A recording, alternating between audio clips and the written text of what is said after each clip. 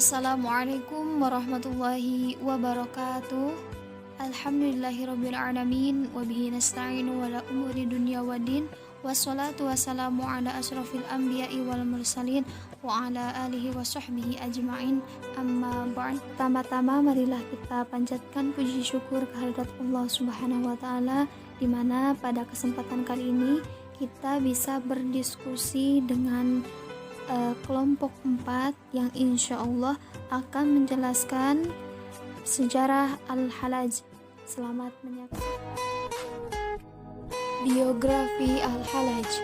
Abu Muhyiddin Husain bin Mansur Al-Halaj lahir di kota Tur yang bercorak Arab di kawasan Baida, Iran Tenggara pada tanggal 26 Maret 866 Masehi.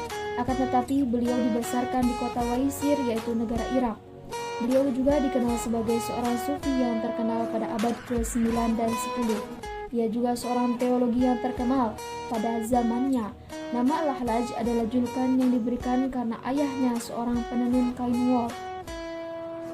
Al-Halaj sejak kecil sudah banyak bergaul dengan seorang sufi terkenal.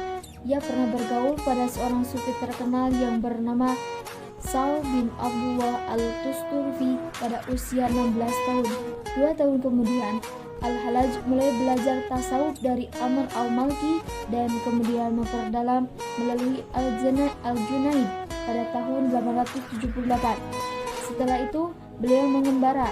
Selama pengembaraannya, beliau selalu berpindah-pindah tempat dan telah menunaikan ibadah haji sebanyak 3 kali.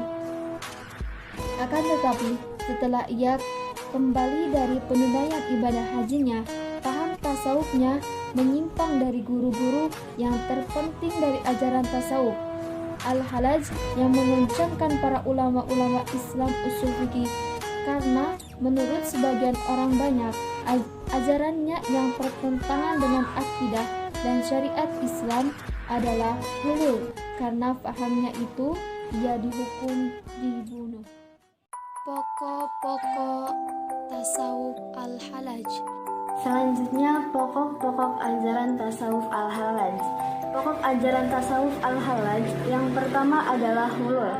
Hulul adalah ketuhanan menjelma pada diri manusia. Menurut Al-Halaj, hulul ialah ittihad yang maksudnya suatu tingkatan dalam tasawuf di mana seorang sufi merasa dirinya bersatu dengan Tuhan. Dalam ittihad, seorang sufi terus berusaha melupakan dirinya dan memusatkan kesadaran kepada Tuhan sehingga mencapai tingkatan fana atau kehilangan kesadaran atas jasmaninya. Yang kedua, haqiqah Muhammadiyah. Menurut Al-Halaj, apabila jiwa seseorang telah bersih di dalam menempuh perjalanan hidup kerohaniannya, maka naiklah tingkat kehidupannya dari makom ke makom yang lain. Misalnya, muslim, mukmin sholihin, muraqabin, sampai tingkat yang paling tinggi, yaitu bersatu dengan Tuhan. Pokok ajaran tasawuf Al-Halaj yang ketiga ialah wahdah al-adyan. Menurut faham ini, bahwa hakikat semua agama adalah satu. Dari berbagai macam agama seperti Islam, Kristen, Yahudi, dan lain-lain mempunyai satu tujuan, yaitu mengakui dan Karya-karya Al-Halaj.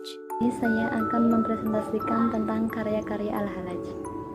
Karya Al-Halaj yang ditulis oleh Ibnu Nadim memiliki karya sebanyak 47 buah. Namun di sini saya hanya akan menyebutkannya 8 saja. Yang pertama yaitu Kitab Al-Ahruful Muhaddasah wal Azaliyah wal Asmaul Kulliyah. Yang kedua, Kitab Al-Usul wal Furu'.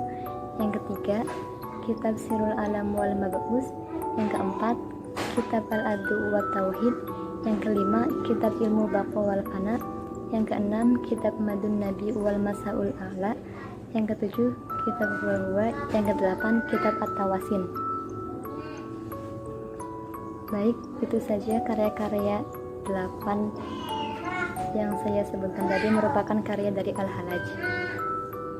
Langsung saja, dari semua materi yang telah disampaikan, saya akan menyampaikan kesimpulannya. Kesimpulannya yaitu sebagai berikut. Abu al-Mughis al-Husain bin Mansur bin Muhammad al-Badawi merupakan seorang sufi yang terkenal dengan sebutan Al-Halaj. dengan memiliki 3 pokok ajaran. Yang pertama yaitu faham al-hulul, merupakan salah satu bentuk ittihad, yang maksudnya adalah suatu tingkatan dalam tasawuf di mana seorang sufi di mana dirinya bersatu dengan Tuhan, suatu tingkatan saat yang mencintai telah menjadi satu. Nur Muhammad atau Hakikah Muhammadiyah merupakan pancaran pertama dari zat Tuhan, bersifat qadim dan sehakikat dengan zat Tuhan. Dari Nur Muhammad inilah melimpahnya alam semesta ini. Ajaran lainnya dari Al-Halaj adalah Wahdat al-Adyan. Paham ini mengemukakan bahwa hakikat semua agama adalah satu, karena semua mempunyai tujuan yang satu, yaitu mengakui dan menyembah Allah, Tuhan semesta alam, Tuhan semua agama.